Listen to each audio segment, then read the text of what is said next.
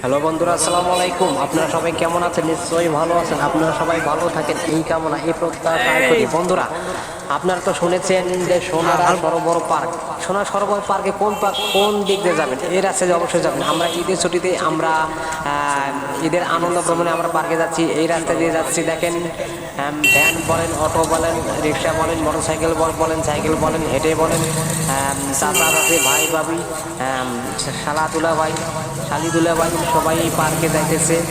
দেখেন, এই রাস্তা দিয়ে পার্কে যাইতেছে, সরোবর পার্কে।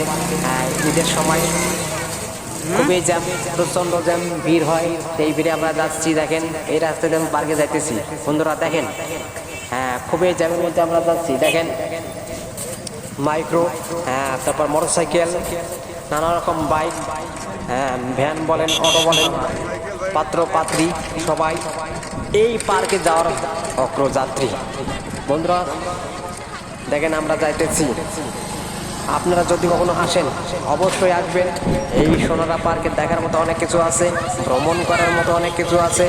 দেখলেই আপনাদের ভালো লাগবে এবং আপনি এখানে আসলে আপনার এই ভ্রমণ এত আনন্দময় হয়ে উঠবে যা আপনার ভিতরে গেলে আর মন আসতেই চাইবে না। বন্ধুরা দেখেন কীরকম ভিড়, কীরকম জ্যাম। ঈদের সময় খুবই জ্যাম হয় সবাই, কারণ সবাই ঈদের ছুটিতে বাড়িতে আসে।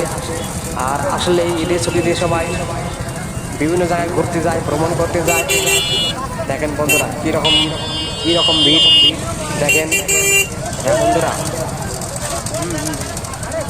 এই ভ্রমণের জন্য মানুষ অনেক কিছু করে, কারণ ভ্রমণ মানুষের মনের মধ্যে একটা ভালো লাগা এনে দেয়। ভ্রমণ হলো একটা ফরজ, জায়গা দেখা ফরজ। বন্ধুরা দেখেন, আমরা যাইতেছি এই পার্কে।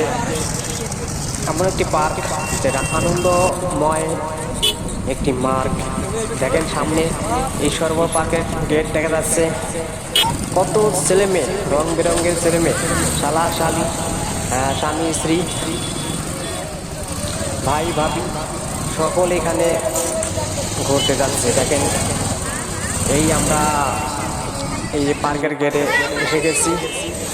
অনেক রকম মানুষ এখানে এসে গেছে, অনেক ভিড়, অনেক জ্যাম। আমাদের গাইবান্ধা সুন্দরবন অঞ্চলে একটি সুনামধন্য প্রতিষ্ঠিত একটি জায়গা। দেখেন, একবার পার্কের ভিতরে প্রবেশ করেছি। এই রাস্তা দিয়ে আমরা সামনে যাব।